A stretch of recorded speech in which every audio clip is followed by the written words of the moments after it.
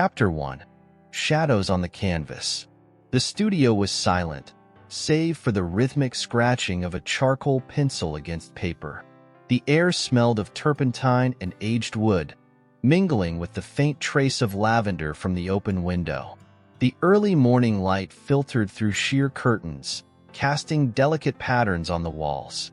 Yet, no matter how golden the sunlight appeared, Elena's world remained draped in muted grays. Elena Moreau's hand moved instinctively, sketching a shape she hadn't planned. Her brow furrowed as the image took form. A man's face, hauntingly familiar, but whose features she couldn't fully recall. This was her gift and her curse. Her art often drew from memories she couldn't place, fragments of a past she'd rather forget. The knock at the door startled her, the pencil jerking in her hand and leaving an errant streak across the page. She muttered a curse under her breath and set the sketchpad aside, brushing charcoal dust from her hands. The knock came again, louder this time, echoing through the small apartment. "Coming," she called out, her voice hoarse from disuse. When she opened the door, a young woman in a courier's uniform stood before her, holding a slim package. Her name was written in neat, precise handwriting across the label. "Elena Moreau. Sign here," the courier said, handing her a clipboard. Elena scrawled her signature and took the package. Her curiosity piqued. She rarely received mail, especially anything that looked this important. Closing the door, she examined the package. It was wrapped in plain brown paper, tied with a string, and felt heavier than it looked. With a hesitant tug, she loosened the knot and unfolded the paper to reveal a wooden box, polished and ornately carved. Inside, nestled in dark velvet, was a small, weathered key. Elena frowned, turning the key over in her hands. It was old, the metal tarnished, but something about it felt familiar, like an echo of a dream. Beneath the key lay a folded note. Her heart raced as she unfolded it, the words scrawled in the same precise handwriting as the label. "The past is never truly buried. Find the lock, and you will find the truth." Her fingers trembled. She read the note again, trying to decipher its meaning. A chill crept up her spine as she thought of the man she had just sketched. Was this a coincidence, or something more sinister? She set the box on the table and paced the room. The key couldn't have come from her family. Her parents had died years ago in a car accident, leaving her alone with a legacy of grief and unanswered questions. The memory of that night came flooding back, the rain-slicked road, the blinding headlights, the shattering impact. She shook her head, trying to dispel the images. Her gaze drifted back to the sketchpad. The face stared back at her, its hollow eyes seeming to mock her uncertainty. Elena grabbed a nearby cloth and smeared the drawing, leaving behind only a ghostly silhouette. The act didn't ease her unease. By midday, she had convinced herself that the package was some kind of mistake. Perhaps it was meant for another Elena Moreau, or maybe it was part of some elaborate prank. She tried to focus on her work, pulling out a fresh canvas and arranging her paints, but her thoughts kept drifting back to the key and the note. Who had sent them, and why? The afternoon stretched into evening. Shadows lengthened across the walls as the sun dipped below the horizon. Elena lit a single lamp, its warm glow pushing back the encroaching darkness. She reached for the wooden box again, her fingers tracing the intricate carvings. Finally, she made a decision. Grabbing her coat and scarf, she slipped the key into her pocket and headed out into the chilly Parisian night. The cobblestone streets were quiet, save for the occasional echo of footsteps or the distant hum of traffic. She walked without a clear destination, letting her instincts guide her. Her steps led her to a small antique shop tucked away in a narrow alley.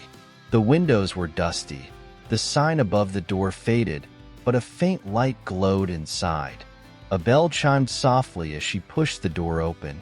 An elderly man looked up from behind the counter, his glasses perched precariously on the edge of his nose.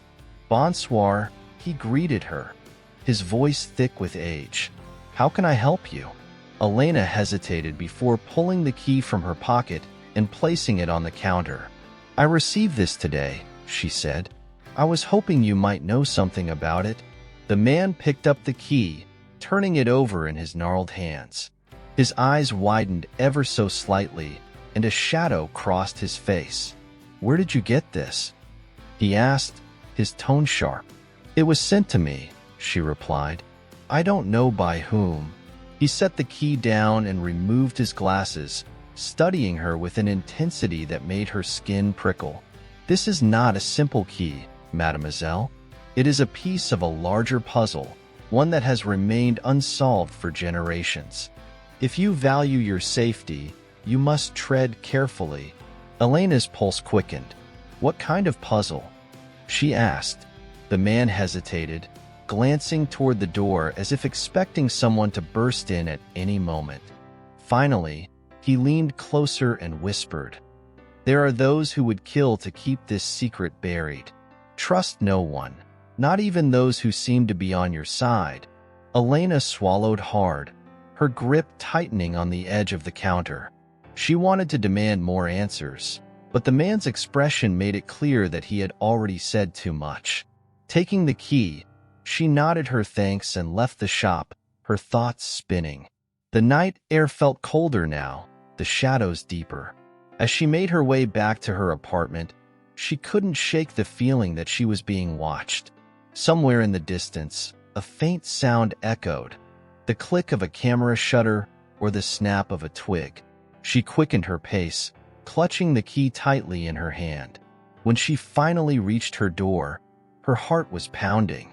Locking it behind her, she leaned against the wood, trying to calm her racing thoughts.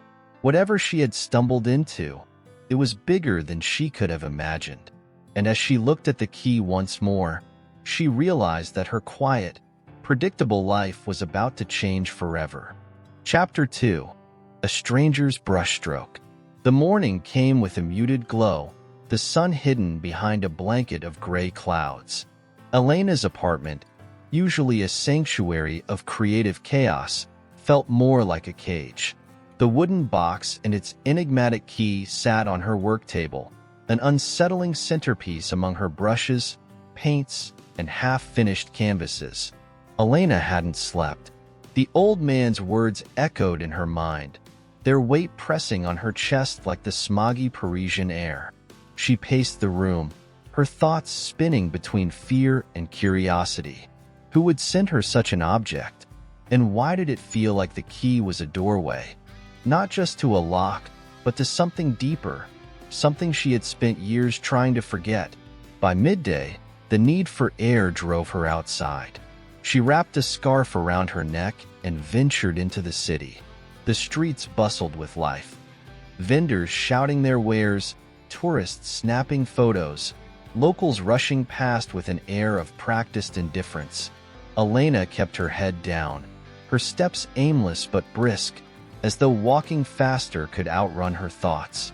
She ended up at the Jardin des Tuileries, a place she often sought when she needed clarity. The skeletal trees stood stark against the winter sky, their bare branches twisting like ink strokes on a pale canvas. She found a bench near the fountain and sat, clutching her scarf as the wind nipped at her cheeks. Her solitude was short-lived. A man approached, his movements deliberate but unhurried. He was tall and lean, dressed in a dark coat that flared slightly at the hem, and his hair, the color of chestnut, curled just enough to soften his angular face. He stopped a few feet away, as if sensing her unease. Elena Moro? His voice was smooth, tinged with an accent she couldn't place. Her stomach tightened. Who wants to know? She replied, her tone sharper than intended. He held up his hands, a gesture of harmlessness. My name is Julian. I'm an acquaintance of someone you recently met. The old man. Her pulse quickened. I don't know what you're talking about.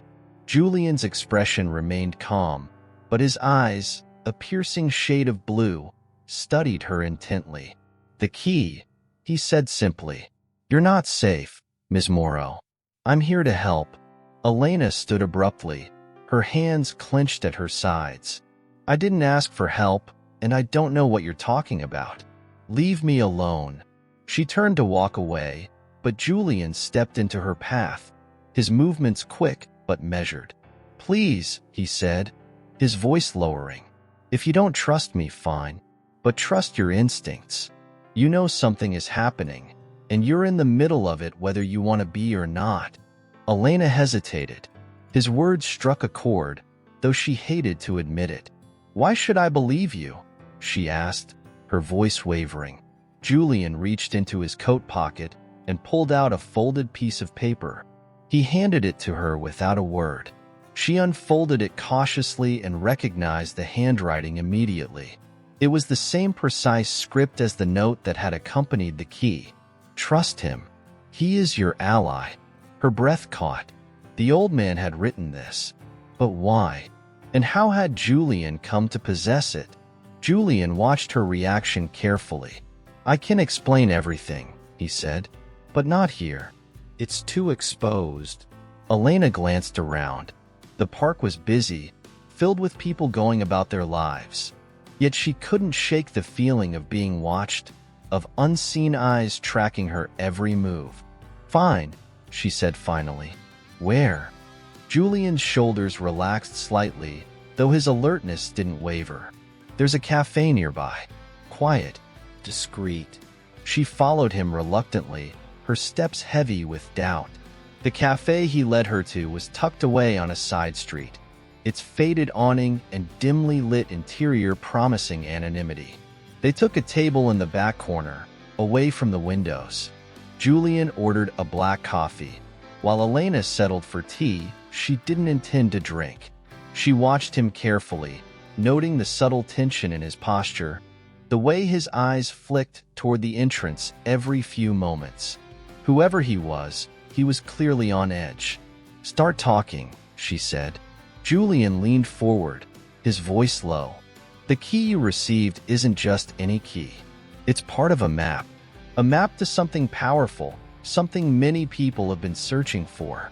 Your family has been connected to it for generations, whether they knew it or not." Elena's skepticism flared. "A map? To what? Treasure? Secrets? This sounds like a bad thriller." His lips twitched in a fleeting smile. "I wish it were that simple. The key is one piece of a larger puzzle. If the wrong people get their hands on it, the consequences could be catastrophic." Her brow furrowed.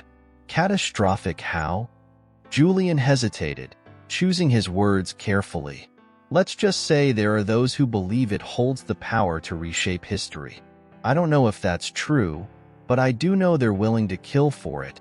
Elena felt a chill run down her spine. "And you? What do you want?" "To keep it out of the wrong hands," he said simply. "And to keep you alive." She studied him, searching for any sign of deception. He seemed sincere, but sincerity could be faked. "You still haven't explained how you fit into this," she said. Julian's gaze met hers, unwavering. "Let's just say I have my reasons. Reasons that don't involve harming you or taking the key for myself." The weight of his stare was almost too much. Elena looked away, her thoughts a whirlwind. If Julian was telling the truth, she was in far more danger than she'd realized. But if he was lying, trusting him could be her biggest mistake. "I need time to think," she said finally, standing. "Don't follow me." Julian didn't protest, though his expression darkened with concern. "Be careful, Ms. Morrow. They won't stop until they have what they want." She left the cafe without looking back, her heart pounding. The city felt different now, its familiar streets cloaked in an unfamiliar menace. She had no idea who to trust, but one thing was certain. The shadows she'd been trying to ignore were closing in, and the key in her pocket was at the center of it all. Chapter 3. Fractured Reflections. Elena's footsteps echoed against the damp cobblestones of the narrow alleyway. The sun had dipped below the horizon, casting the city in a murky twilight. Paris was no stranger to shadows, but tonight they felt alive, shifting and coiling as if to mock her unease. The wooden box weighed heavily in her bag, the key nestled within a velvet pouch. It felt as though the object carried a pulse, a rhythm that drummed against her nerves. Despite her resolve to ignore Julian's warnings, his voice haunted her thoughts. They won't stop until they have what they want. She turned a corner into a quieter street lined with antique shops, their windows displaying relics of forgotten times. One shop in particular caught her eye, Trésors du Passé. The name was etched in faded gold letters above the door, and its window showcased an assortment of dusty tomes, ornate jewelry, and peculiar artifacts. It looked like the kind of place where secrets might be sold. Elena hesitated at the threshold. Every instinct screamed at her to walk away, to bury the box and key where no one could find them, where she could forget they ever existed. But curiosity, insidious and unrelenting, drew her inside. A bell chimed softly as she entered, and the scent of aged paper and polished wood enveloped her. The shop was dimly lit, its shelves crowded with objects that seemed to whisper stories of lives long gone. Behind the counter stood a wiry man with spectacles perched on his nose, his graying hair wild like an unkempt nest. "Bonsoir," he greeted, his voice raspy but warm. "How may I assist you?"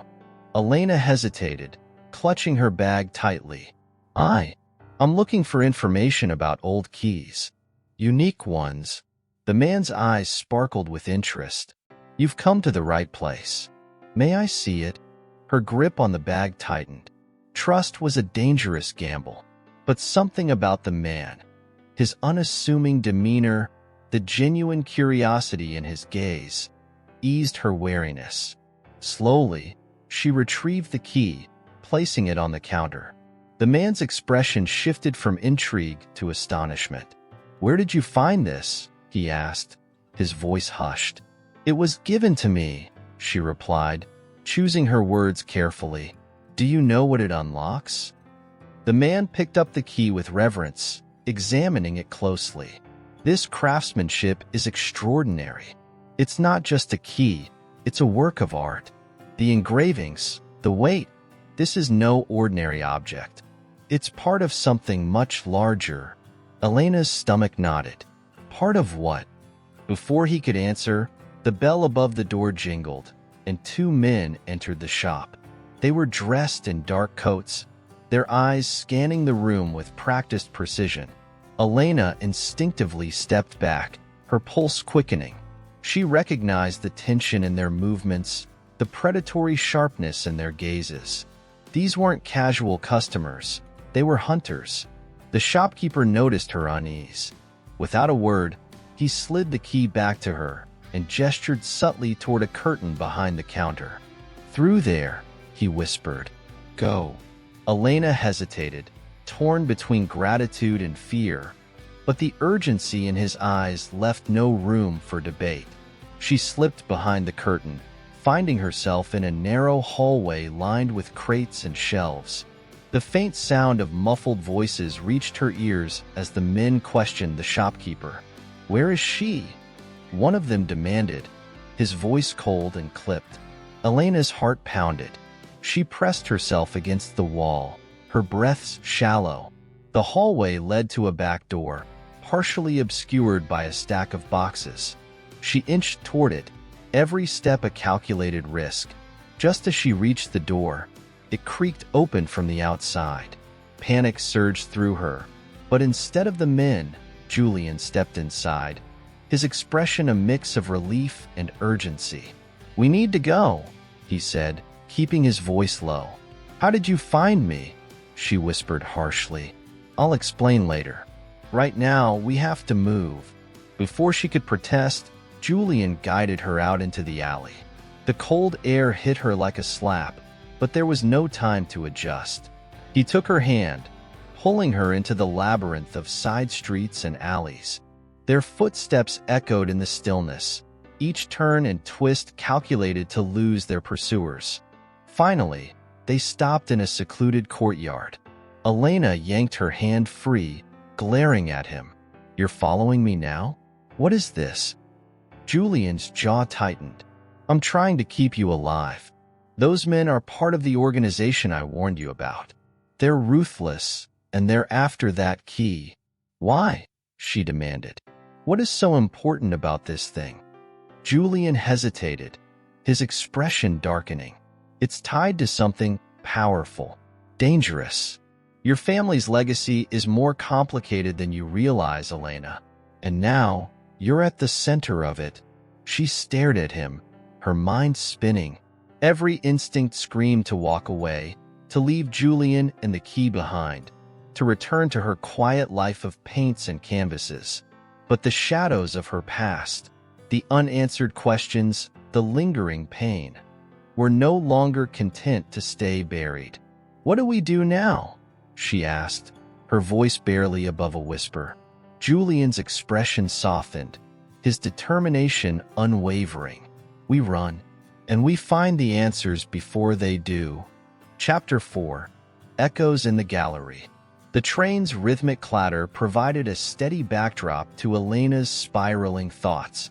Outside the window, the French countryside blurred into streaks of green and gold, the peaceful landscape at odds with the storm brewing within her. Across from her, Julian sat with his arms crossed, his gaze fixed on the passing scenery but his body coiled with tension. Elena's fingers traced the edges of the key in her pocket, its cool metal an anchor in the chaos.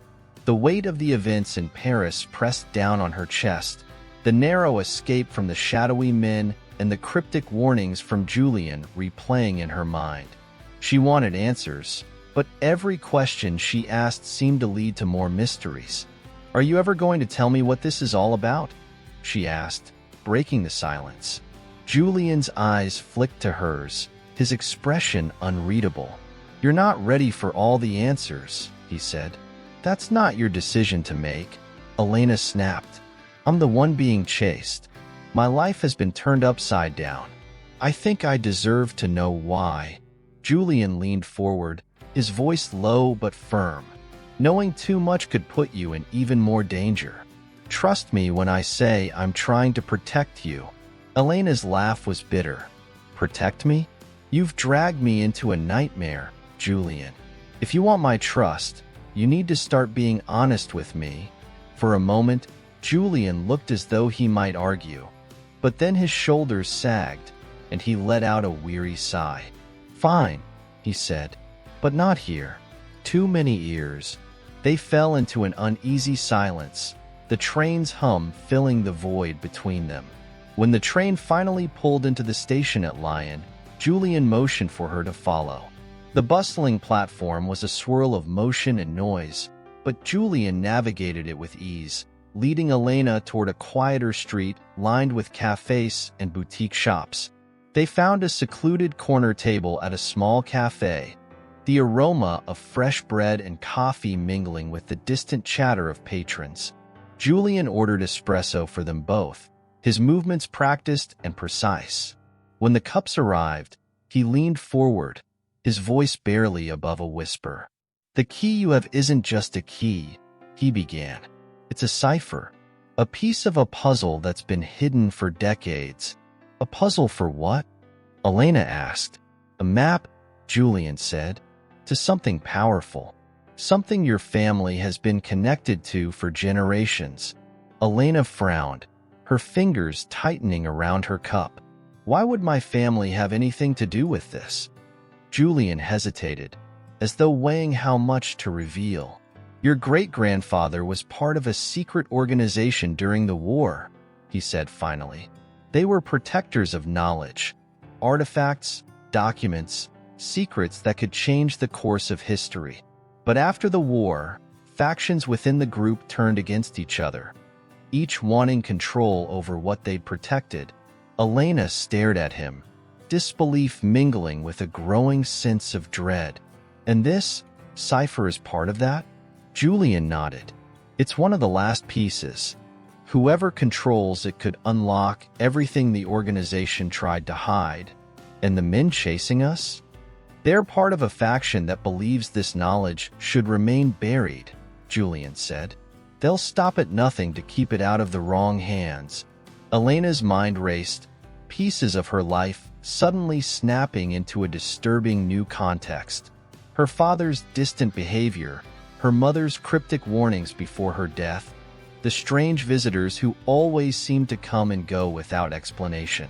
It was as if her family had been living in the shadow of this secret all along. "Why me?" she asked softly. "Why now?" Julian's gaze softened. "Because you're the last link," he said. "Your parents tried to shield you from this, but when they were gone, the responsibility fell to you, whether you wanted it or not." Elena swallowed hard, the weight of his words settling over her like a shroud. She wanted to reject it, to walk away and pretend this wasn't her burden to bear. But deep down, she knew she couldn't. The key was hers now, and with it came a responsibility she could no longer ignore. "So what do we do?" she asked, her voice steady despite the turmoil within. Julian's expression hardened. "We find the next piece of the puzzle," he said, "and we stay ahead of them. There's someone in Florence who might be able to help." Elena nodded, the flicker of fear in her chest tempered by a growing resolve. She didn't fully trust Julian, but for now, he was her best chance at surviving this ordeal. As they left the cafe and headed toward their next destination, she couldn't shake the feeling that the shadows they were running from were drawing closer, their reach stretching farther than she had ever imagined. Chapter 5. The Cloak and the Key. The cobbled streets of Florence stretched before Elena like a labyrinth of history, each corner whispering secrets from centuries past. The air was rich with the scent of freshly baked bread, mingled with the faint tang of aged stone. Tourists ambled in groups, their cameras clicking incessantly, while locals moved with practiced ease, weaving through the throngs. But Elena barely noticed any of it. Her focus was on Julian, who walked a step ahead of her, his posture taut, his gaze darting from shadow to shadow. "Who is this person we're meeting?" Elena asked, quickening her pace to match his. "A scholar," Julian replied without turning. "An old friend of your great-grandfather. If anyone can decipher the next step, it's him." Elena frowned. "And you trust him?" Julian hesitated, just long enough for Elena to notice. "Trust is a luxury we can't afford. But he's our best chance." They reached a narrow alley that seemed to shrink the sunlight, casting long, creeping shadows. Julian glanced around, his movements quick and deliberate, before leading Elena toward a nondescript door framed by ivy. He knocked 3 times, then twice more, the rhythm deliberate. A series of locks clicked from within, and the door creaked open to reveal a man who could have stepped out of the Renaissance. He was tall and lean, with sharp features softened by the faintest hint of a smile. His eyes, however, were piercing, a mix of curiosity and caution. "Julian," the man said, his voice a deep, cultured baritone. "And you must be Elena. This is Professor Vittorio Mancini," Julian said, gesturing toward the man. "He's been studying your family's history longer than either of us have been alive." Elena extended a hand, which Vittorio clasped with a firm, steady grip. "A pleasure," he said, though his eyes studied her intently, as if searching for something hidden beneath the surface. Inside, the professor's study was a haven of controlled chaos. Books lined every wall, their spines a kaleidoscope of faded colors. Maps, some marked with cryptic annotations, were pinned haphazardly, and a massive oak desk sat in the center, its surface cluttered with papers, artifacts, and half-drained cups of espresso. "You've brought the key?" Vittorio asked, motioning for them to sit. Elena produced the key from her pocket, its metallic glint catching the light. Vittorio took it with reverence, holding it up to the lamp and examining its intricate engravings. He muttered in Italian, the words too rapid for Elena to catch. "It's more than I expected," he said finally. "The craftsmanship is extraordinary. This isn't just a key. It's a work of art. Can you decipher it?" Julian asked, his tone edged with impatience. Vittorio's lips curved into a faint smile. "In time, but I'll need more context. Tell me everything." Elena recounted the events leading up to their arrival, from the discovery of the key in her father's belongings to their harrowing escape in Paris. As she spoke, Vittorio listened intently, occasionally jotting notes or flipping through one of his many books. When she finished, he leaned back in his chair, steepling his fingers. "Your family's connection to this mystery is deeper than you realize," he said.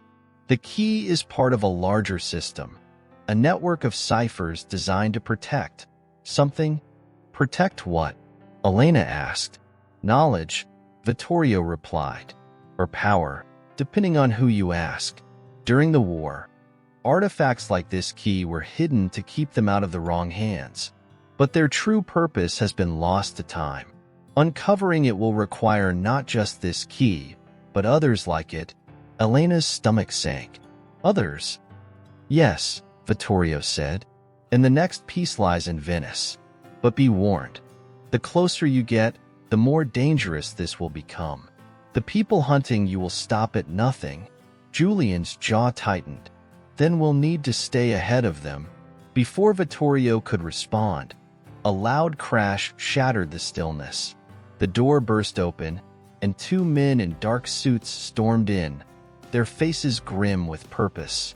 Julian was on his feet in an instant, pulling Elena behind him. "Run!" he barked. Elena didn't need to be told twice. Grabbing the key from Vittorio's desk, she bolted toward the back of the study, Julian close on her heels.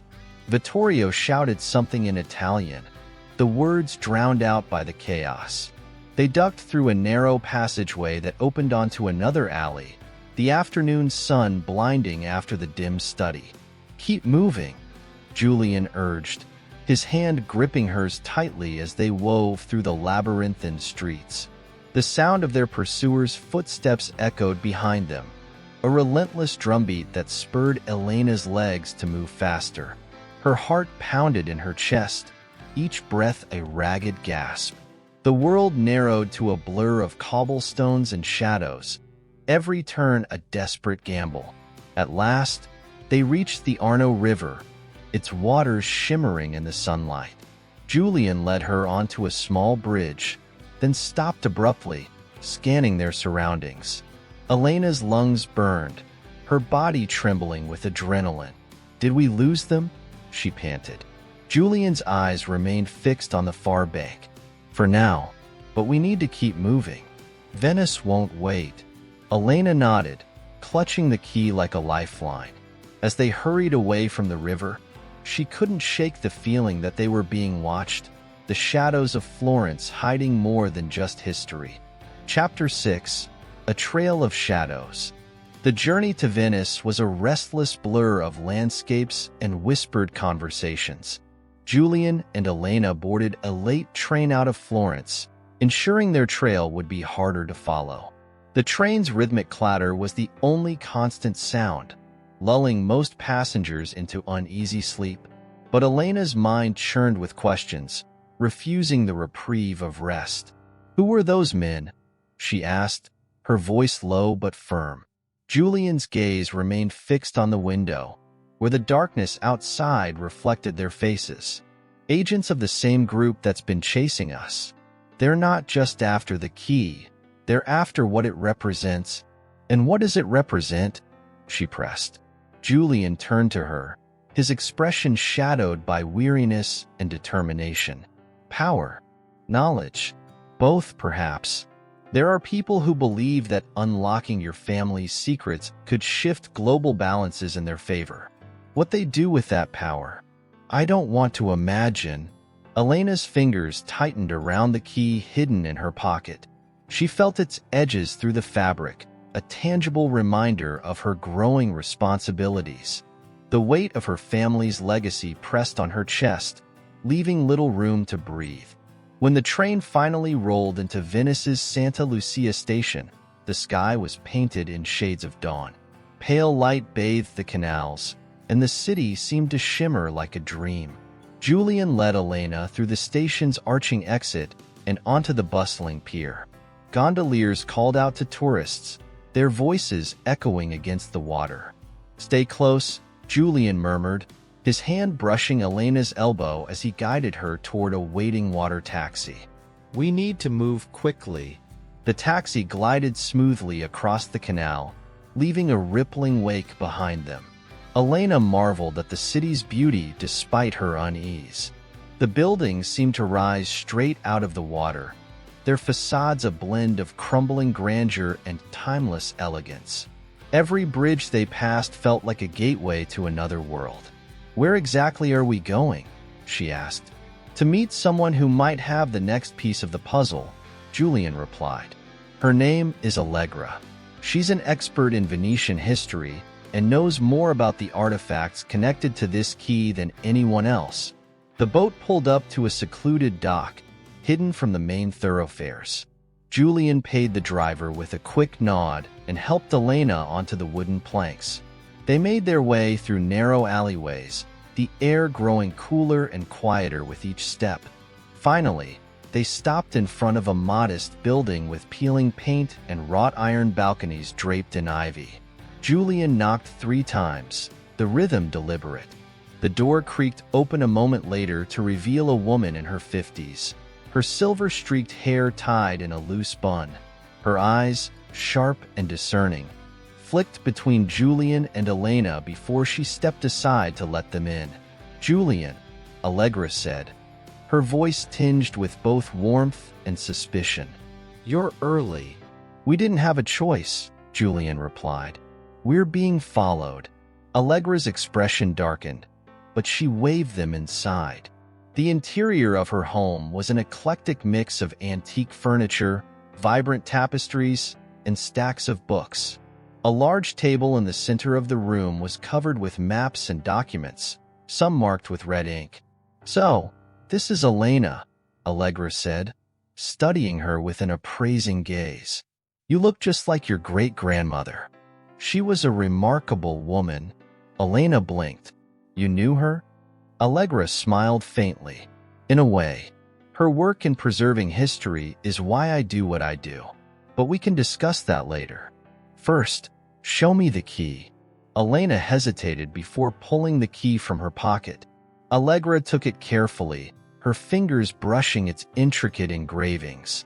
She muttered something in Italian, her eyes narrowing as she examined it under the light.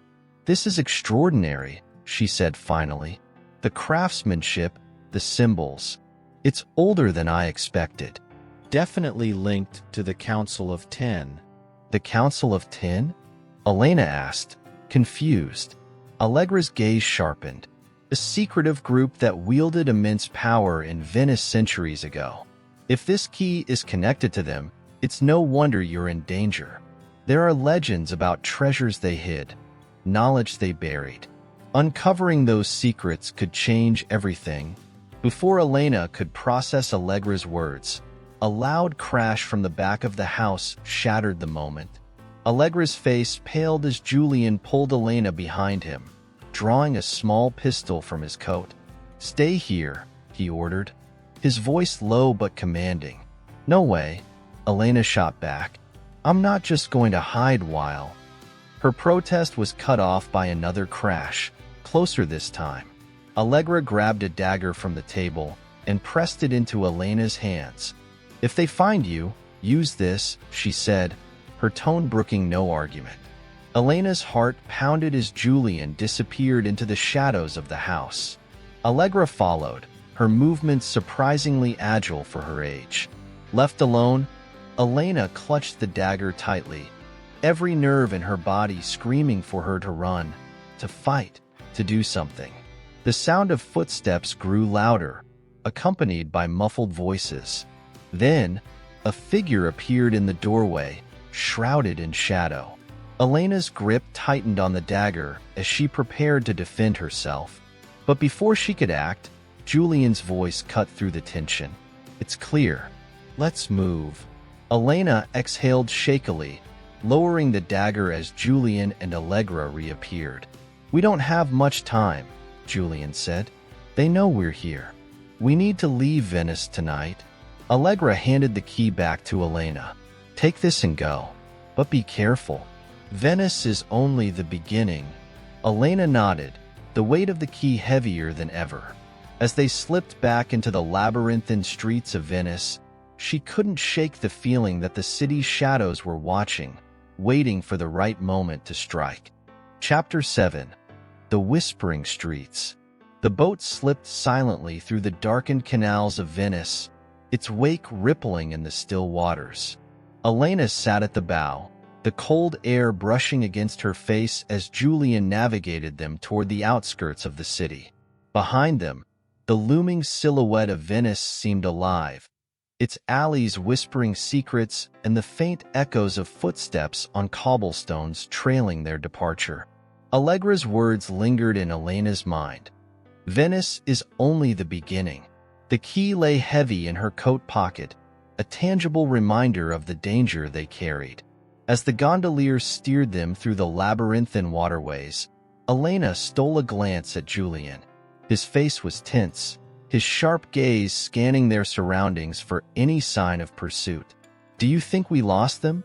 she asked, her voice barely above a whisper. Julian's eyes flicked to hers, softening momentarily.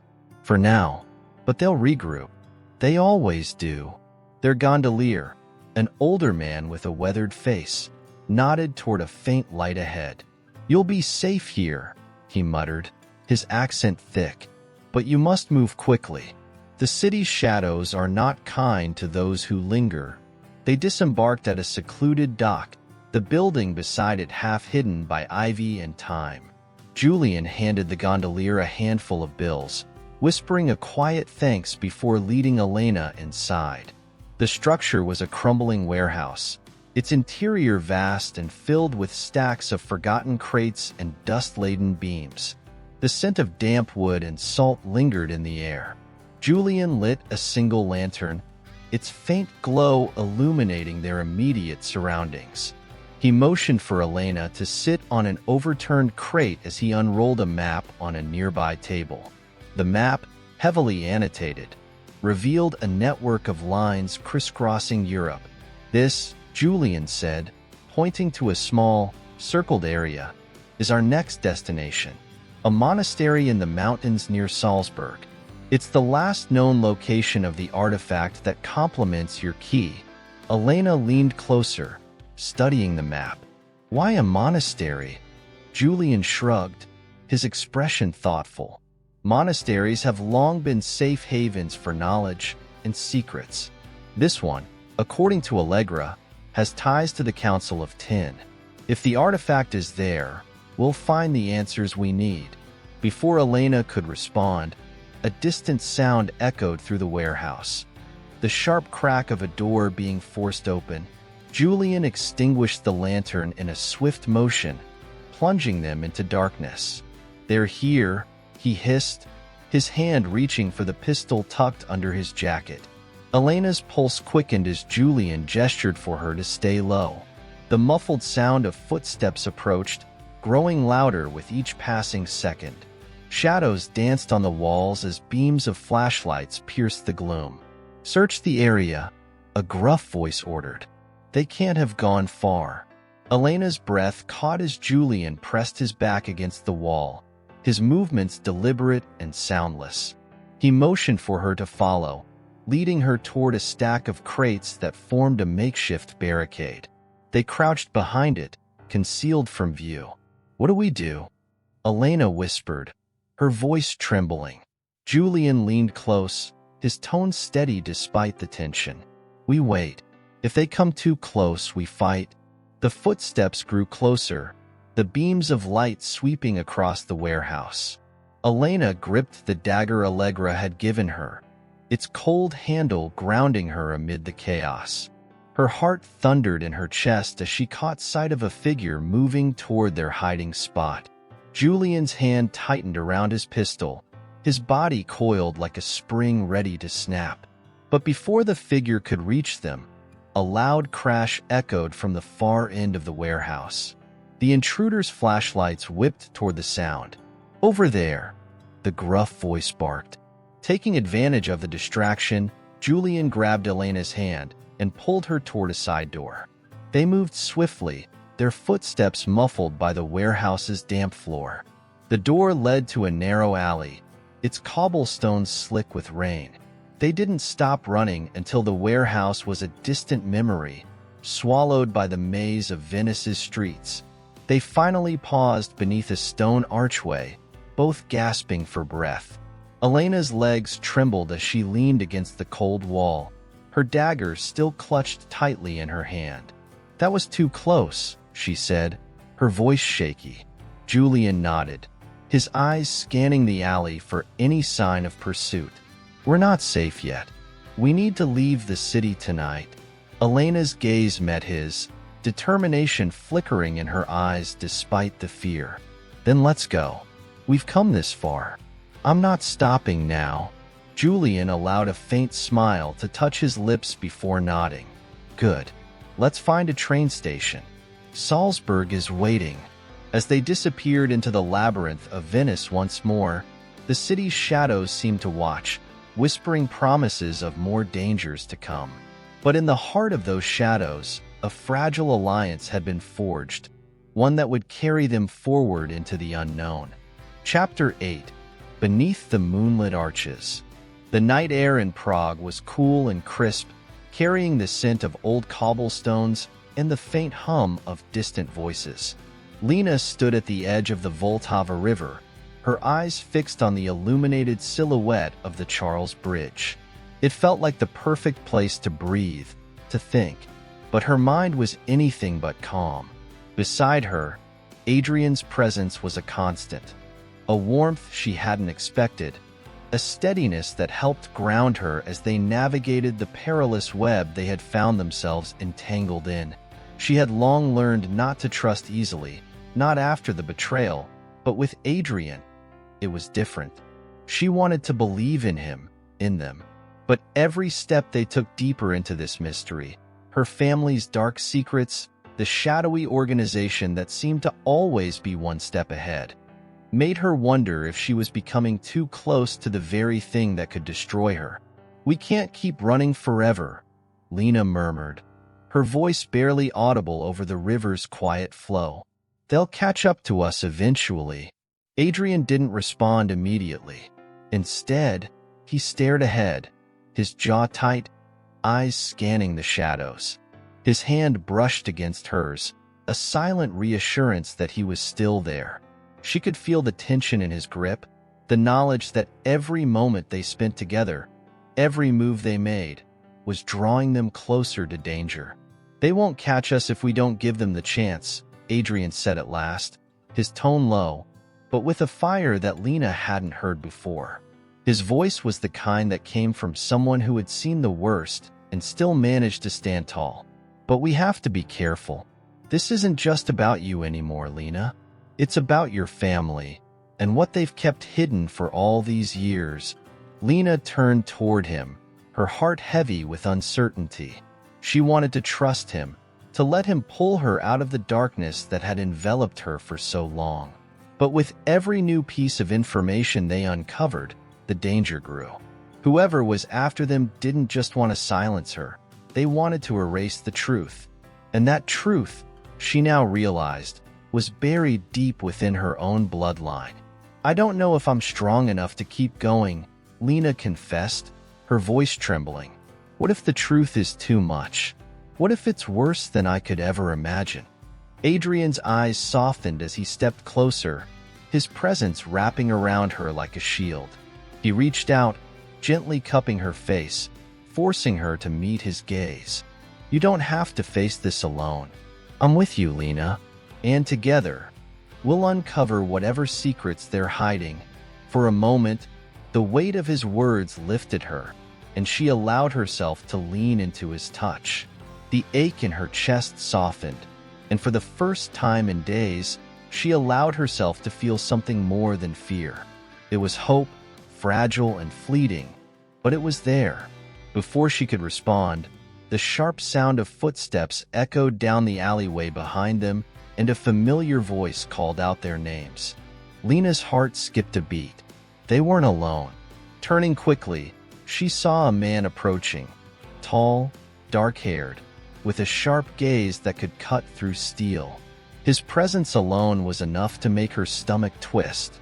He was the one who had been following them, the one who had appeared at every turn. "Adrian, Lena," the man said smoothly, his voice calm but laced with an unsettling confidence. "It's time to stop running." Adrian stepped in front of Lena instinctively, his posture rigid. "I don't think you understand. You're not going to stop us." The man smiled, though there was no warmth in it.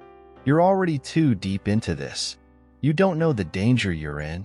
If you think you can just walk away from all of this unscathed, you're wrong." Lena's pulse quickened, a chill running down her spine. This wasn't a chance encounter. This was a confrontation, a battle for the truth that had been brewing for far too long. "Who are you?" Lena demanded, her voice steady despite the storm brewing inside her. The man didn't flinch. "Let's just say I work for the people who want to keep the past buried. And you, Lena, are a threat to everything they've worked for." Adrian's hand tightened into a fist at his side, and Lena could feel the tension between them, the weight of the threat hanging in the air like a dark cloud. "We won't stop," Adrian said, his voice low but fierce. "We'll fight you, and we'll fight them, until the truth comes out." The man's smile faltered, but only for a moment. "You'll regret this," he warned, his voice dark with menace. "But by then it will be too late." Before either of them could react, the man turned and disappeared into the shadows, leaving nothing but the echo of his footsteps behind. Lena stood frozen, her heart racing, her mind reeling with the implications of what had just happened.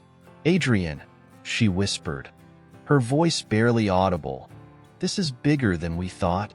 He nodded grimly, his gaze fixed on the spot where the man had vanished. "We're not just being hunted. This is about something much more dangerous." Lena took a deep breath, trying to steady herself. The weight of everything they had learned, everything they were about to uncover, crashed down on her. But despite the fear that gripped her, she knew one thing for certain. They couldn't stop now. They couldn't let the truth stay buried any longer. "Where do we go next?" she asked, her voice steady despite the uncertainty in her chest. Adrian turned toward her, his eyes filled with determination. "We keep moving forward, no matter what it takes." And so, with the shadow of danger looming over them, they continued their chase across Europe. Every step brought them closer to the truth, and deeper into a web of lies that would either tear them apart or set them free. Chapter 9. Threads of Betrayal. The air inside the old library was thick with the scent of aged paper and varnished oak. Rows of books towered above, their spines whispering secrets of times long past. Lena and Adrian stepped cautiously through the dimly lit aisles, the weight of their mission pressing down on them. The man's chilling warning from the previous night lingered in Lena's mind like a dark shadow, but she couldn't let it distract her. Adrian had promised answers here. The library was no ordinary archive. It was a private collection curated by a reclusive historian who had dedicated his life to documenting secret societies and forgotten histories. If anyone had the key to unlocking the truth behind Lena's family and the organization chasing them, it was him. They reached the heart of the library, where a grand wooden table sat beneath a skylight. Moonlight filtered through stained glass, painting the scene in hues of crimson and gold. A man in his 60s emerged from the shadows, his sharp eyes peering at them through wire-rimmed glasses. He introduced himself as Victor Orloff, a name that carried the gravitas of someone who had seen too much of the world's darkness. "You're the artist," Victor said, his voice a low rumble as he turned his gaze to Lena. "And you," he added, addressing Adrian, "you're the one they're hunting just as fiercely." Adrian stiffened but didn't deny it. "We need your help," he said simply. "You know why we're here." Victor gestured for them to sit, and as they did, he reached beneath the table and retrieved a leather-bound journal, its corners worn and frayed. "What you seek," he began, "is buried in layers of lies, rewritten histories, and bloodied hands. Your family, Lena, wasn't just a victim. They were part of it." The word struck Lena like a blow. She leaned forward, her hands trembling. "What do you mean?" "My family. They've been torn apart by this. They couldn't have been involved." Victor's gaze softened slightly, but his tone remained resolute. "Sometimes, victims are born of their own choices. Your ancestors were deeply entrenched in the organization. They were protectors of its secrets. But something changed. Someone betrayed them, leading to the chaos you now face." He opened the journal, revealing intricate sketches, coded symbols, and passages in languages Lena didn't recognize. One page, however, caught her attention. It depicted an ornate amulet with a ruby at its center, a relic she had seen in old family photographs. "This," Victor said, pointing to the amulet, "is the key to everything. It's not just a symbol, it's a cipher. The organization has spent decades trying to reclaim it because it holds the location of their most dangerous secrets." Adrian exchanged a glance with Lena, his jaw tightening. "Do you know where it is now?" Victor hesitated, then shook his head. "It disappeared years ago, likely hidden by someone who knew its power. But," he trailed off, reaching into his pocket and pulling out a small piece of parchment, "I've managed to decode part of the message it contains. It points to a location, though it's incomplete." Lena unfolded the parchment, her heart pounding as she read the fragmented text. It mentioned an ancient cathedral in Vienna, a place steeped in mystery and history. "We have to go there," Lena said, her voice filled with determination. "If this amulet can unlock the truth, then we need to find it." Victor nodded, but held up a warning finger. "Be careful. You're not the only ones looking for it. The organization's agents are everywhere, and they won't hesitate to eliminate anyone who gets in their way." Adrian leaned closer, his voice steady. "What do we need to know about Vienna? Are there contacts? Safe havens?" "There's a man," Victor replied, his tone grave. "Father Joseph. He's the caretaker of the cathedral and knows its hidden corridors better than anyone. But trust no one else. The organization has infiltrated places you wouldn't expect." As they prepared to leave, Victor handed Lena the journal. "Take this. It may help you piece together the rest of the puzzle. And remember, the truth is never as simple as it seems. It will demand more from you than you can imagine." The weight of his words hung heavy as they stepped out into the night. The cobblestones of Prague glistened under a light drizzle, and Lena pulled her coat tighter around her. Adrian walked beside her in silence, his mind visibly working through the information they had just uncovered. "What if he's right?"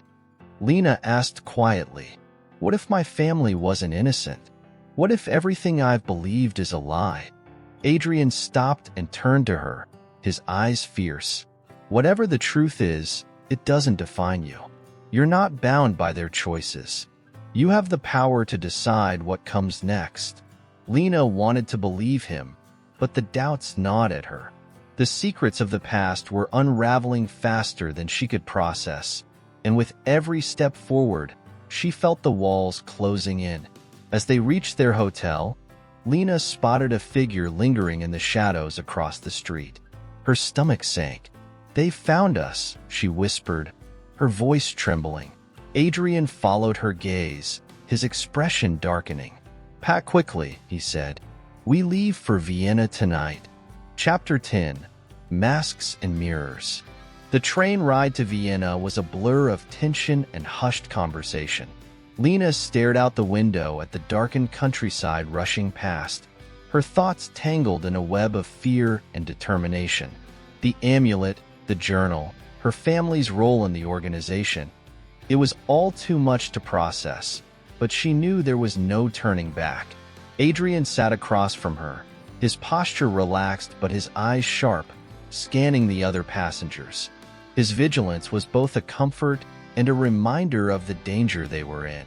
They had seen the shadowy figure at the station before boarding, but whether they were being followed or merely paranoid remained unclear. "You should try to rest," Adrian said softly, breaking the silence. Lena shook her head. "I can't. Not with everything swirling in my mind. What if we're wrong about all of this? What if the cathedral holds nothing but another dead end?" Adrian leaned forward, his voice steady. "We won't know unless we try. Every clue, every lead.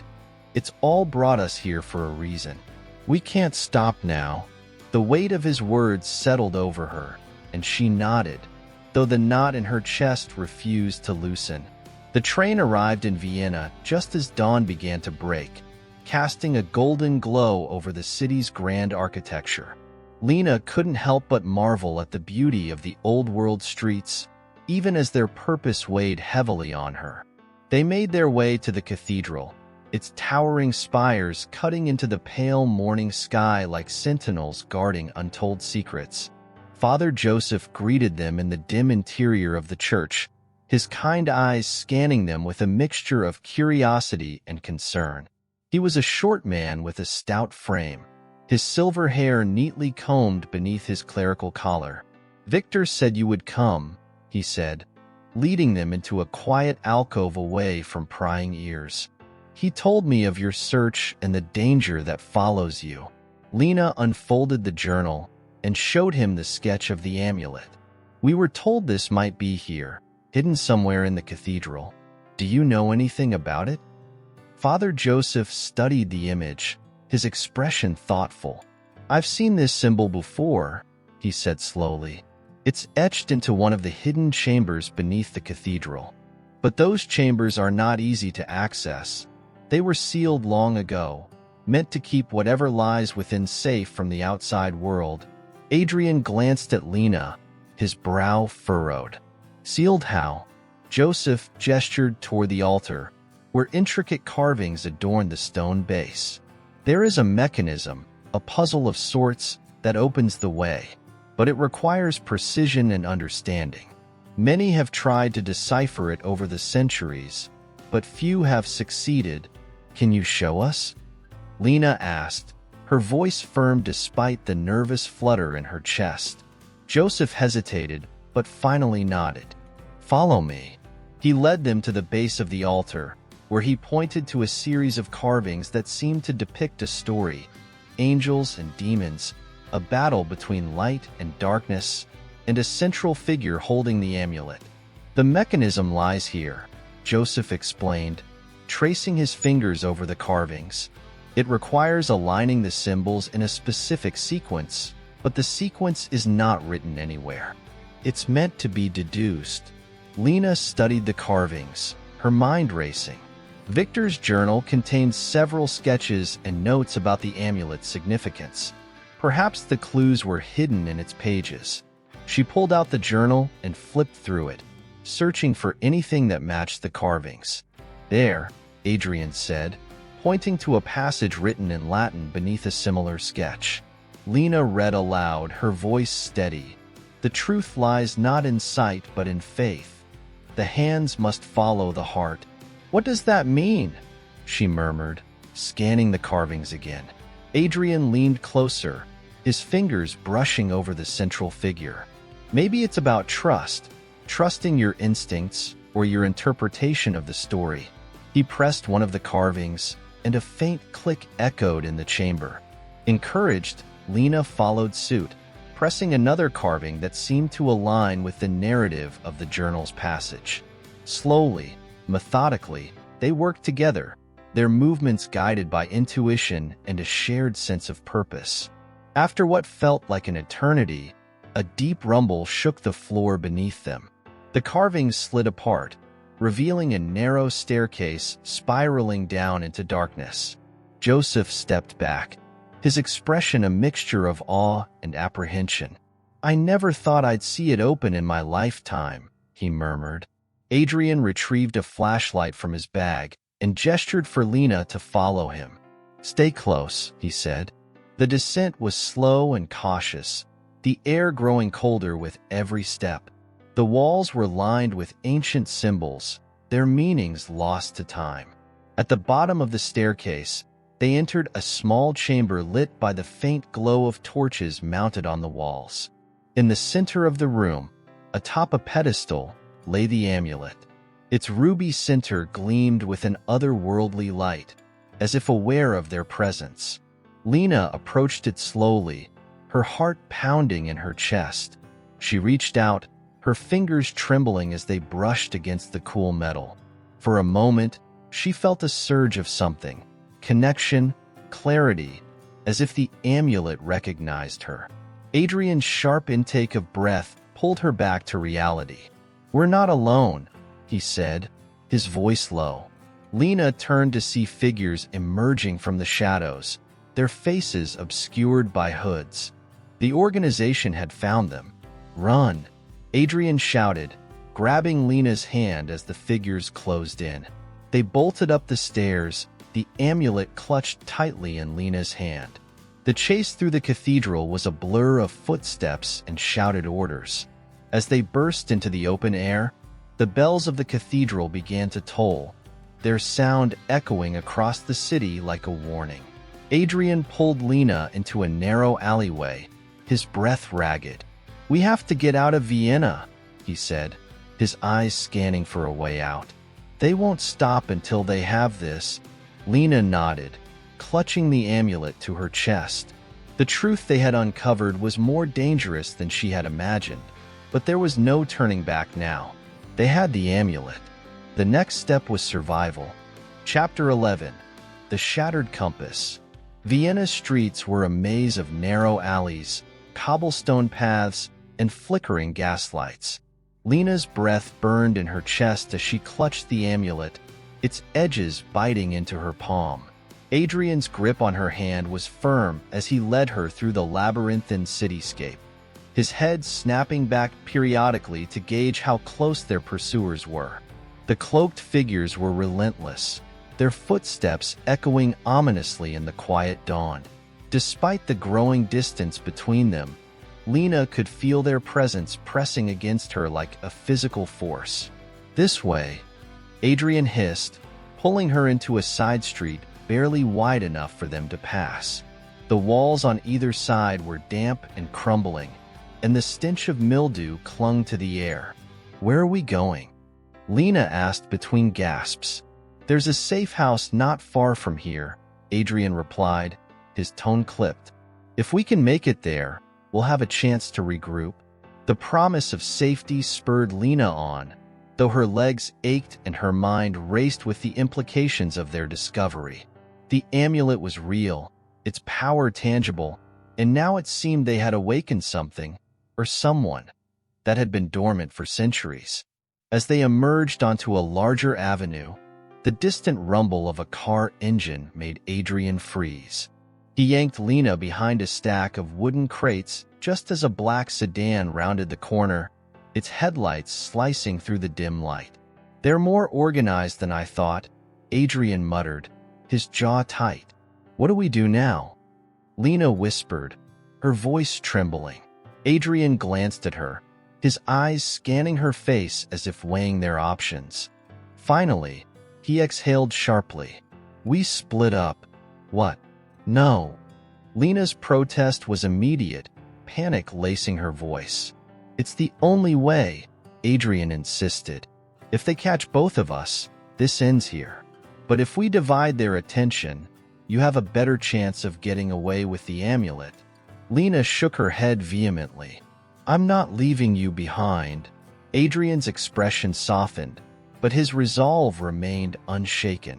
"Lena, you're the key to this. The amulet chose you. I saw it. Whatever answers we're searching for, They start with you. Trust me, I'll find you again.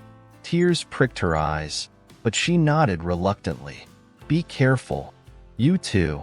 Adrian squeezed her hand briefly before darting across the avenue, drawing the attention of the sedan. The car skidded to a halt, its occupants spilling out and shouting as they gave chase. Lena forced herself to move, slipping through another alley and heading toward the canal. Her mind buzzed with adrenaline, every sound amplified as she pushed forward. The amulet seemed to pulse in her grip, a steady rhythm that matched the pounding of her heart. She reached the edge of the canal, where a series of boats bobbed gently in the water. A lone gondolier was preparing his vessel for the day, his back turned as he worked. Please, Lena called out, her voice urgent. I need to get across. The man turned, his weathered face creased in surprise. He hesitated for a moment before nodding and gesturing for her to climb aboard. As the gondola glided across the water, Lena kept her eyes on the shore, searching for any sign of pursuit. The city's beauty was lost on her as fear and determination consumed her thoughts.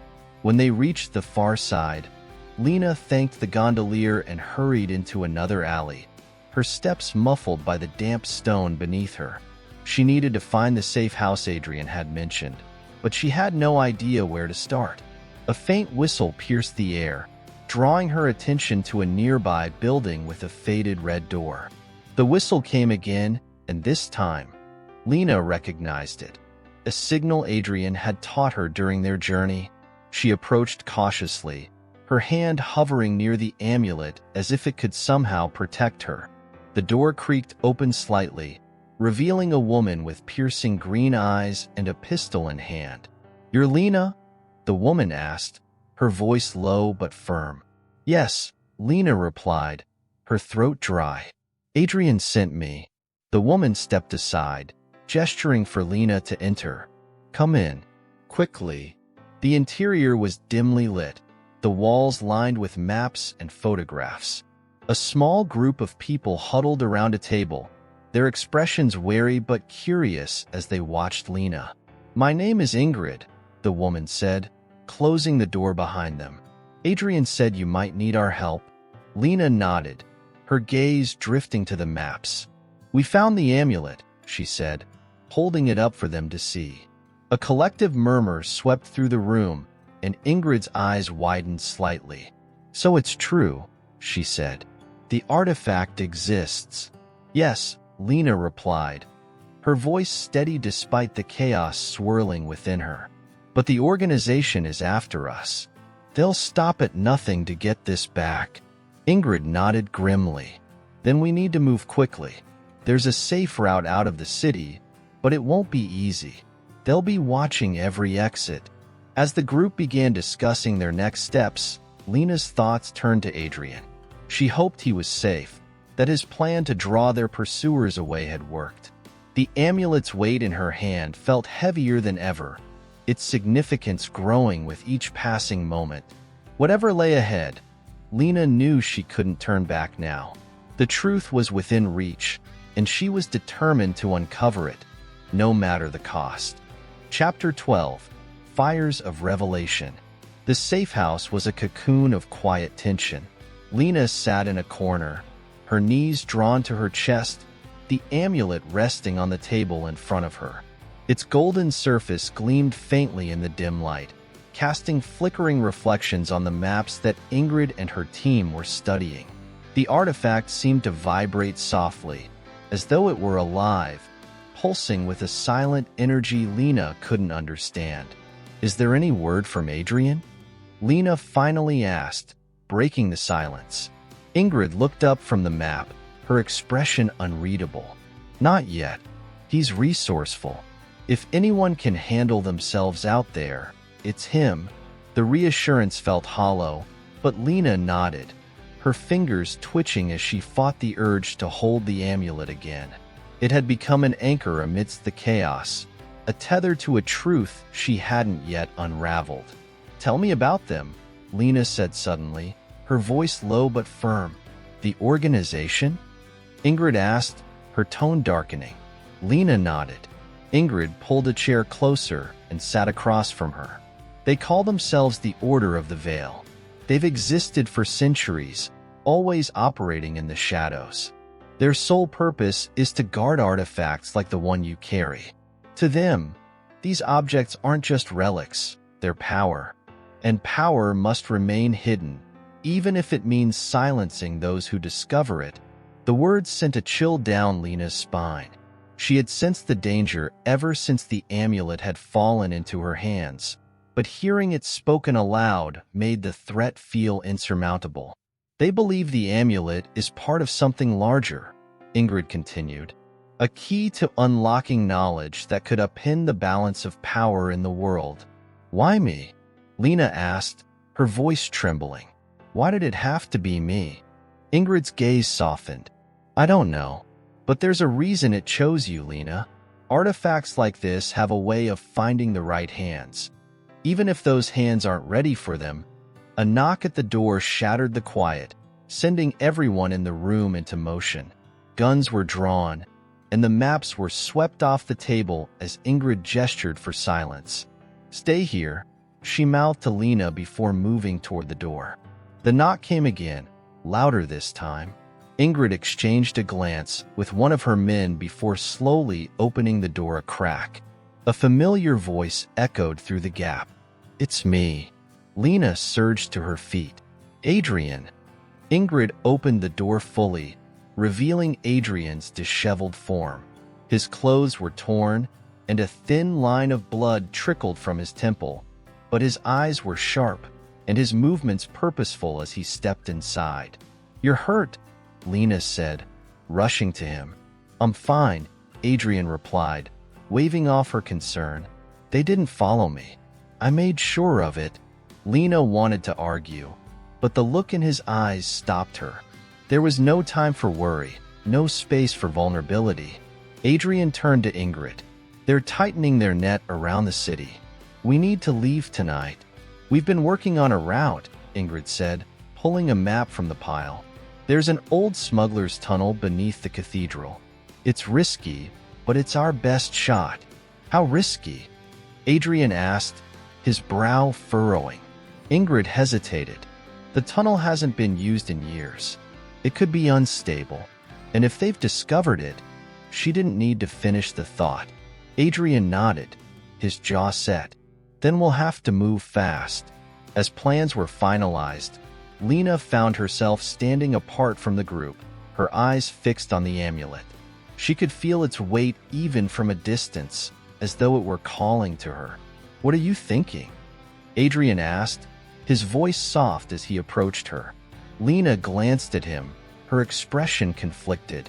What if they're right? What if this thing is too dangerous? Maybe we should just give it to them. Adrian's hand rested gently on her shoulder. Do you really believe they'll stop if we do? They've already killed to keep this hidden. Giving it to them won't end this. It'll only make them stronger.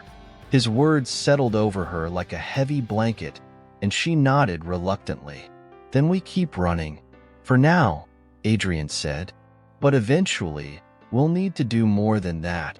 The group set out as night fell, moving quickly and silently through the city. Lena clutched the amulet beneath her coat, its warmth seeping through the fabric and into her skin. She couldn't shake the feeling that it was guiding her, pulling her towards something she didn't yet understand. The cathedral loomed ahead, its spires piercing the starless sky. They slipped through a side entrance, the heavy wooden door creaking ominously as it swung shut behind them. Ingrid led the way, her flashlight casting long shadows on the stone walls as they descended into the crypt. The air grew colder, the scent of damp earth mingling with the faint aroma of incense. This is it, Ingrid said, stopping before an ancient iron gate. She produced a set of keys and began working on the lock. Lena glanced around nervously, her ears straining for any sound that might signal they had been followed. The gate groaned as it opened, revealing a dark tunnel that stretched into the unknown. Stay close, Adrian whispered, his hand brushing against Lena's as they stepped inside. The tunnel was narrow and uneven, the ceiling so low in places that they had to stoop to pass. The silence was oppressive, broken only by the occasional drip of water and the shuffle of their footsteps. Halfway through, a distant noise froze them in their tracks, a faint, rhythmic pounding that grew louder with each passing second. "They found us," Ingrid hissed, drawing her pistol. Lena's heart raced as the group quickened their pace, the tunnel seeming to stretch endlessly before them. The amulet grew warmer against her skin, its pulse quickening as though it were alive. When the tunnel finally opened into a cavern, Ingrid turned to the group. "Go. I'll hold them off." "No," Adrian said firmly. "We all go together. There's no time to argue," Ingrid snapped. "Get Lena out of here. She's the priority." Adrian hesitated, but Lena grabbed his arm. "We have to go," she said, her voice breaking. With a final glance at Ingrid, Adrian nodded, leading Lena toward the faint glimmer of light at the far end of the cavern. As they emerged into the open air, Lena's chest heaved with relief, but it was short-lived. The amulet's warmth flared, and she looked down to see its glow intensify, casting a golden light on the ground around them. "What's happening?" she whispered. Adrian's expression darkened. "I think it's trying to tell us something." Chapter 13. The Crossroads of Fate.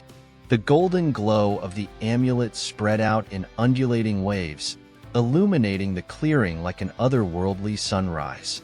Lena shielded her eyes, her heart pounding as the light grew brighter. Adrian stood beside her, his hand gripping her arm as if to steady her, or himself, against whatever was about to unfold. And then, as suddenly as it had begun, the light dimmed, leaving a faint shimmer in its wake. The silence that followed was deafening, broken only by the rustling of leaves in the night breeze. "What just happened?" Lena whispered, her voice barely audible. Adrian knelt beside the amulet, his brow furrowed as he examined its surface. The intricate patterns etched into the gold seemed to have shifted, forming what looked like a map. His eyes narrowed as he traced the lines with his finger. "It's a signal," he said, his voice low but resolute. "It's showing us where we need to go." Lena leaned closer, her breath catching as she realized he was right. The lines weren't random. They depicted a landscape with rivers, mountains, and a distinctive symbol that marked a specific location. "But where is this?" she asked, her mind racing. "And why now?" Adrian stood, slipping the amulet back into her hands. "I don't know, but we need to move. If the Order is tracking us, they won't stop until they have this." He gestured to the glowing artifact. "And now, it's guiding us somewhere, maybe to answers." Lena nodded, her resolve hardening. "Then we follow it."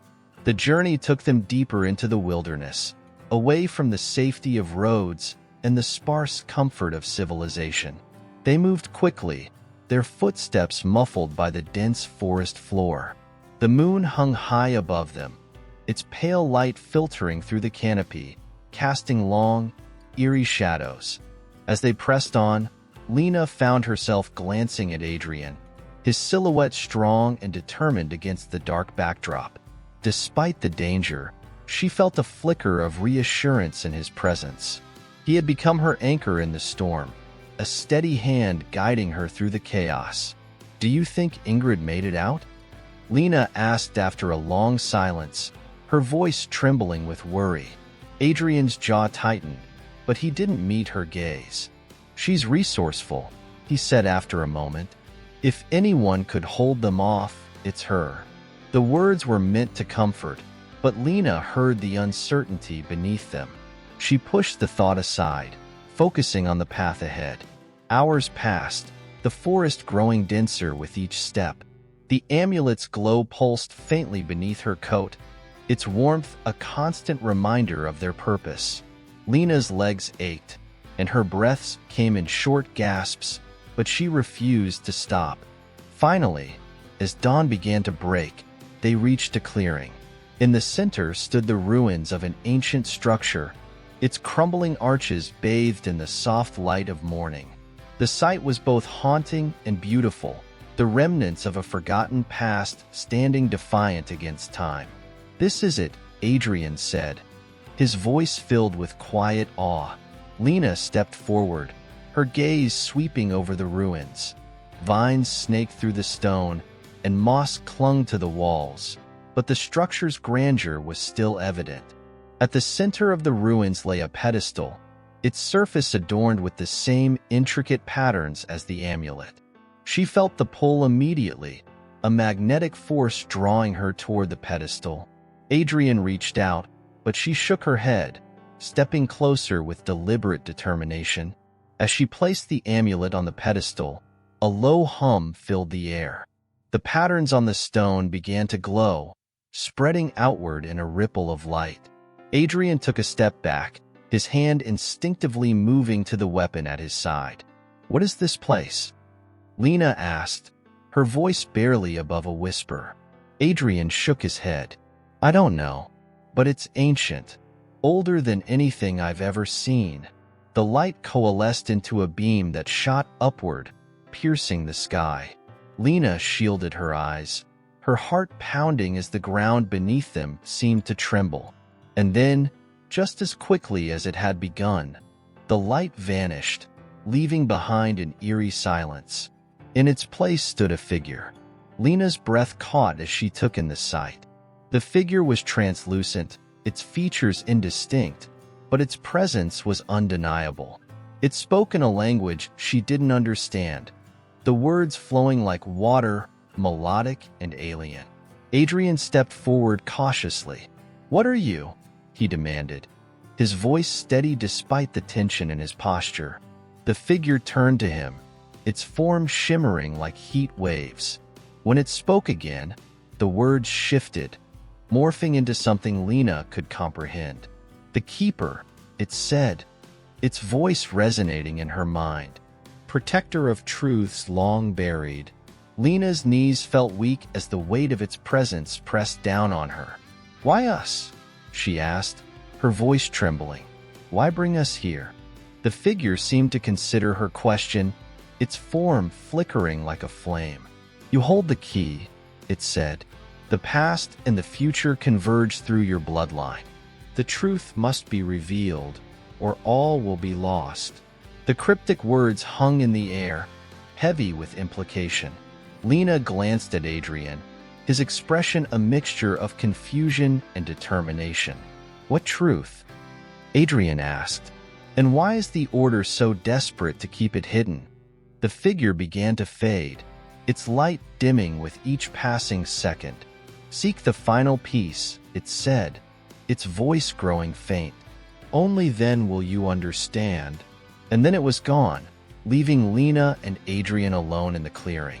The silence was deafening, the weight of the encounter pressing down on them. Lena turned to Adrian, her hands trembling as she clutched the amulet. "We have to find it," she said, her voice steady despite the fear in her eyes. "Whatever it is, we have to finish this." Adrian nodded, his resolve mirroring her own. "Then we keep moving." Together, they stepped away from the ruins, their path uncertain, but their purpose clear. The journey ahead would be fraught with danger, but they were no longer running blind. They had a mission, a chance to uncover the truth and face the shadows that had haunted them for so long. Chapter 14. The Dance of Shadows. The ancient forest seemed alive, its gnarled branches reaching out like claws, casting jagged shadows on the ground. The air was thick with an eerie stillness that muffled even their hurried footsteps. Lena clutched the amulet tightly, its faint glow pulsing in rhythm with her heartbeat. Beside her, Adrian moved with practiced stealth, his sharp eyes scanning the path ahead. They had left the ruins hours ago, their direction dictated by the amulet's unerring pull. Every step seemed to take them deeper into an uncharted wilderness, far removed from the modern world. Lena's mind raced with the cryptic words of the spectral figure. The past and the future converge through your bloodline. What do you think it meant? She asked, breaking the silence. Adrian glanced at her, but didn't break his stride. The keeper was clear about one thing. We need to find the final piece. Whatever it is, it's the only way to finish this. Lena nodded, though unease coiled in her stomach. The keeper's message had been more than cryptic. It had felt personal. She couldn't shake the sense that she was at the center of something much larger than herself, a legacy she hadn't asked for but couldn't ignore. The path ahead grew narrower, the trees closing in like walls of a labyrinth. The amulet's glow intensified, its warmth radiating through Lena's hand. Adrian paused, holding up a hand for silence. Lena stopped, straining her ears for any sound. A faint rustling reached them, too deliberate to be the wind. "We're not alone," Adrian whispered, his voice barely audible. He unsheathed his knife, his movements fluid and controlled. "Stay close." Lena's pulse quickened as she scanned the forest, her senses on high alert. The rustling grew louder, and shadows moved at the edge of her vision. She tightened her grip on the amulet, its light casting a faint halo around them. Then, without warning, the silence shattered. Figures emerged from the shadows, their faces obscured by dark hoods. They moved with precision, their formation closing in around Lena and Adrian. The glint of weapons caught the faint light, and Lena's breath caught in her throat. "The order," Adrian said, his voice laced with tension. He stepped in front of Lena, his stance protective. "They've been tracking us." One of the figures stepped forward, their voice cold and commanding. "Hand over the amulet, and we'll spare your lives." Lena's grip tightened instinctively. "That's not going to happen," Adrian said, his tone unwavering. The figure chuckled darkly. "You don't understand what you're dealing with. That artifact belongs to us. It's the key to a power you can't begin to comprehend." Adrian's knife glinted as he shifted his weight. "Funny, I was about to say the same thing to you." The standoff was electric, the tension crackling like a live wire. Lena's mind raced, her instinct screaming at her to run, but there was nowhere to go. The order had them surrounded. And then, chaos erupted. Adrian lunged at the nearest figure, his movements a blur of calculated ferocity. Lena stumbled back, her eyes darting between the clash of blades and the amulet in her hand. She knew she couldn't let them take it, no matter the cost. One of the Order's members lunged toward her, their gloved hand reaching for the amulet. Lena reacted instinctively, swinging her bag with all her strength. The impact caught the figure off guard, sending them staggering. She turned to run, but another blocked her path. "Lena, down!" Adrian's voice cut through the chaos. She dropped to the ground as Adrian threw a dagger over her head, the blade embedding itself in the shoulder of her attacker. The figure cried out, stumbling back as Adrian pulled Lena to her feet. "Go!" he shouted, his voice raw with urgency. They broke through the circle of attackers, sprinting into the forest. Branches tore at Lena's clothes and skin, but she didn't slow. The amulet's glow grew brighter, guiding their path like a beacon. Behind them, shouts and the pounding of footsteps grew louder. Adrian glanced back, his expression grim. "They're gaining on us." Lena's lungs burned, her legs screaming for rest, but she pushed on. The amulet's light led them to a narrow ravine, its steep walls lined with jagged rocks. Adrian hesitated for only a moment before gripping her hand and leading her down the treacherous slope. They slid and stumbled their way to the bottom, the sound of pursuit growing fainter. Adrian pressed a hand to her back, urging her forward. "Keep moving. We're not safe yet." The ravine opened into a hidden valley, its landscape dominated by a massive stone structure. The sight stole Lena's breath. It was a fortress, ancient and imposing, its walls etched with the same symbols as the amulet. "This is it," she said, her voice a mixture of awe and exhaustion. Adrian nodded, his eyes scanning their surroundings. "If we can get inside, we might have a chance." The entrance was sealed by a massive stone door, its surface covered in intricate carvings. Lena stepped forward, the amulet in her hand seeming to hum with anticipation. She placed it in the center of the door, and the carvings began to shift, the sound of grinding stone filling the air. The door opened slowly, revealing a dark passageway. Adrian pulled Lena inside, the door sealing behind them with a resounding thud. For a moment, there was only silence, the weight of the fortress pressing down on them. Then, torches along the walls flickered to life, their flames illuminating the passageway. Adrian turned to Lena, his expression a mix of relief and determination. "We've bought ourselves some time, but this isn't over." Lena nodded, her resolve hardening. "Then let's find the truth, before they do." With the amulet's glow lighting their way, they ventured deeper into the fortress, the shadows of their past and the weight of their future pressing close behind. Chapter 15. The Final Stroke. The air inside the fortress was dense, carrying a faint metallic tang that clung to Lena's senses. The stone walls were cold to the touch, their surfaces slick with age-old condensation. Torches flickered in their sconces, casting shifting shadows that seemed to dance with a life of their own. The corridor stretched ahead, its darkness pierced only by the soft, persistent glow of the amulet in Lena's hand. Adrian led the way, his posture tense and alert. His steps were careful, calculated, each movement betraying the soldier's instinct embedded in him. Lena followed closely, her breath shallow but steady.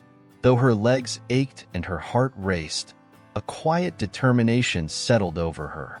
Whatever lay ahead, it held the answers she had been chasing for so long. As they moved deeper, the walls began to change. The crude stone gave way to smoother surfaces, etched with intricate carvings. Lena ran her fingers over the markings, recognizing some of the symbols from the amulet. They told a story, a fragmented one, of guardians and secrets, of sacrifices made to protect something too powerful to be unleashed. "Do you recognize any of this?" Adrian asked, his voice low but steady. "Some," Lena replied, her eyes scanning the carvings. "My mother used to sketch these symbols. She said they were part of our family's legacy, but she never explained what they meant." Adrian nodded, his gaze lingering on the inscriptions. "We're close.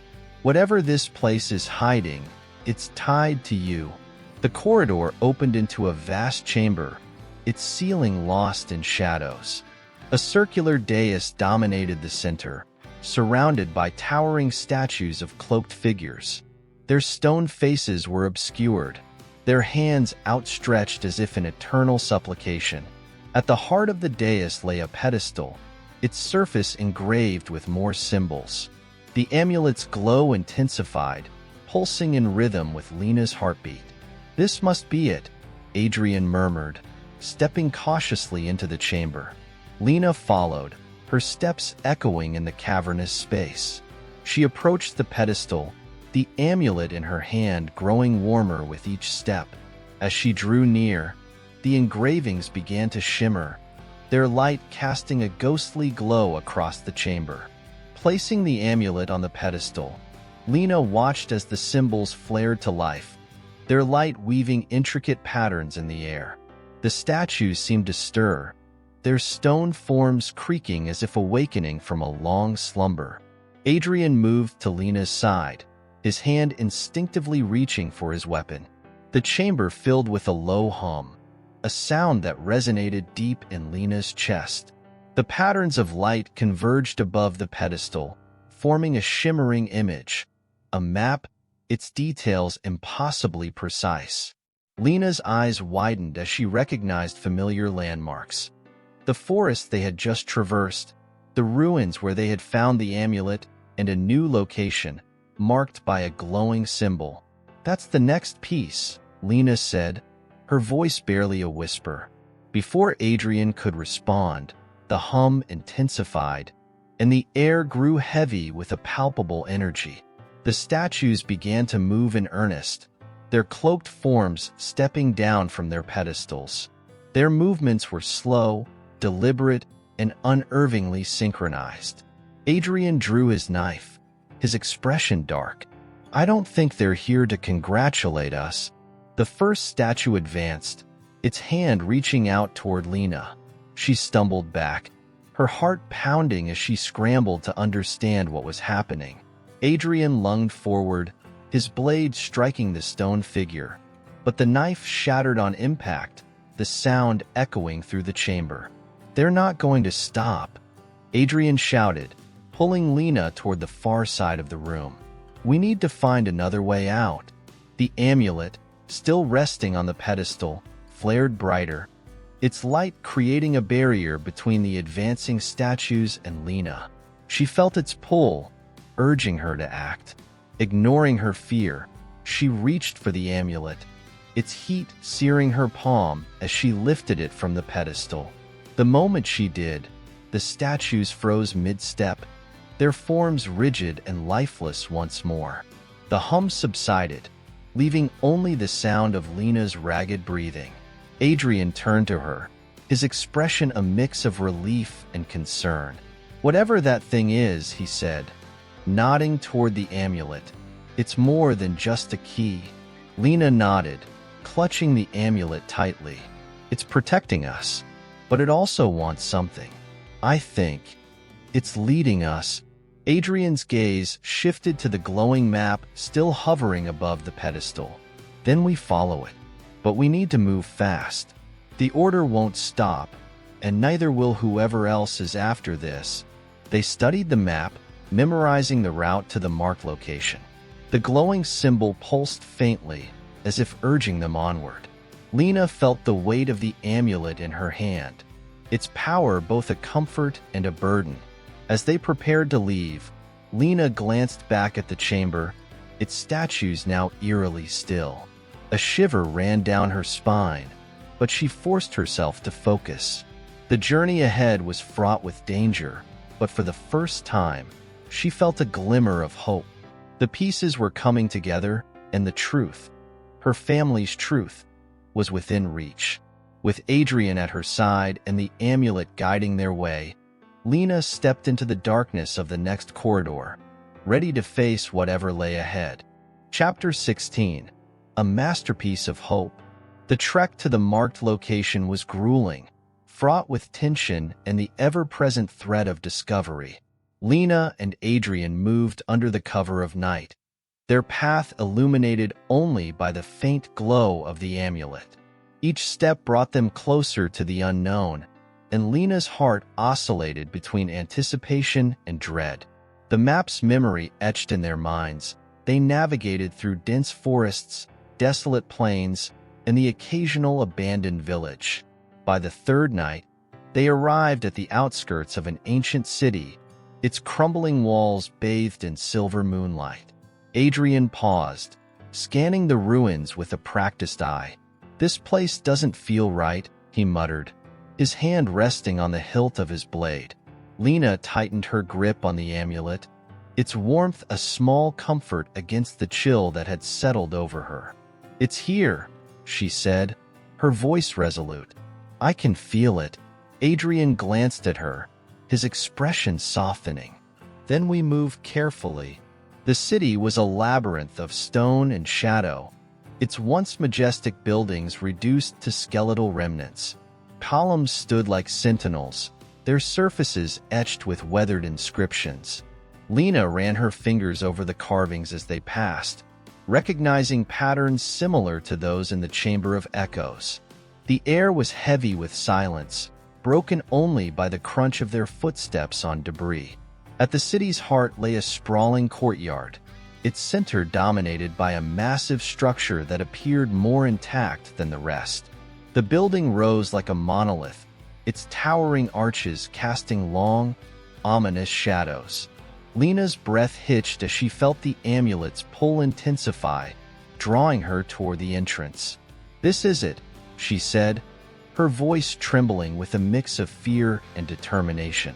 Adrian nodded, his gaze sweeping the area. "Stay close. We don't know what's waiting inside." The entrance led to a grand hall, its vastness shrouded in darkness.